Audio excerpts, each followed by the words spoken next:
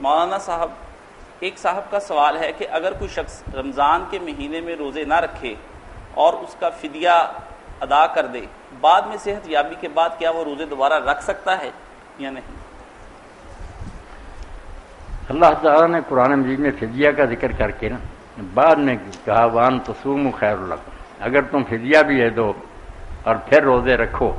تو یہ تمہارے لیے بہت بہتر ہے۔ روزوں کی جو برکت ہے نا وہ فدیہ سے تو نہیں پوری ہوتی، یہ اس کا صرف ایک بدل بتایا گیا، اگر یہ نہیں کر سکتے، روزہ نہیں رکھ سکتے تو چلو مسکین کی مدد کر دو، میں تمہارا روزہ ہی شمار کروں، ورنہ روزہ جو ہے اس کی برکتوں کا کوئی اندازہ نہیں۔ اللہ کے رسول علیہ السلام فرماتے ہیں، اللہ تعالیٰ کا ارشاد ہے کہ ہر نیک عمل کی جزا جو ہے نا 10 گنا سے 700 گنا تک ہے، سوائے روزے کے کہ اس کا بدلہ میں خود ہی دوں گا۔ یہ حساب میں نے نہ فرشتوں کو سمجھایا نہ کسی کتاب میں آ سکتا ہے، یہ میں خود ہی انعام دوں گا کہ وہ میری خاطر بھوکا پیاسا رہتا۔ اور پھر یہ عمل ایسا جیسے آپ سب رات جانتے ہیں، اس میں پھر کچھ نہیں کرنا، کچھ نہیں، نماز میں رکوع سجدے آدمی کرتا، وہ لوگوں کو پتہ چلتا، زکوٰۃ دیتا کم از کم لینے والوں کو۔ اس میں اگر میں سویر سے شام تک بھوکا بیٹھا رہوں مگر نیت نہ کروں کہ میں اللہ کے لیے یہ روزہ رکھ رہا ہوں تو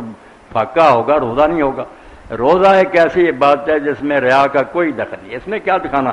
یہ تو چھوڑ کر بیٹھا ہو، سب ترک ہے اس میں، اس لیے اللہ ہی صرف اس کو جانتا، وہی اس کی جزا دے گا اور اس کا انعام جو ہے وہ حساب سے باہر ہے۔ ایک صحابی نے جب اللہ کے رسول علیہ السلام سے پوچھا کہ حضور مجھے کوئی عمل بتائیں جس کے برابر کوئی عمل نہ، نفلی، تو آپ نے فرمایا علیک بالصوم فإنہ لا عدل لہ، روزہ رکھا کر، روزے کے برابر کوئی عمل نہیں۔ سال میں بھی توفیق ہو تو رکھنے چاہیے، مہینے میں 3 ہی رکھ لیں تو پورے مہینہ کا ثواب اللہ دیتا ہے، کیسا انعام ہے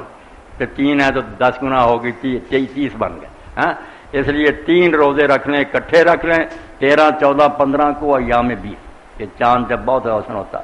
یا ہر 10 دن میں ایک 10 اس دن میں ایک رکھ لیا، پھر اگلے میں ایک رکھ لیا، 3 دہاکے جو عشرے ان میں ایک کر کے رکھ لے، پھر بھی اتنے ثواب کا مستحق ہو جائے گا۔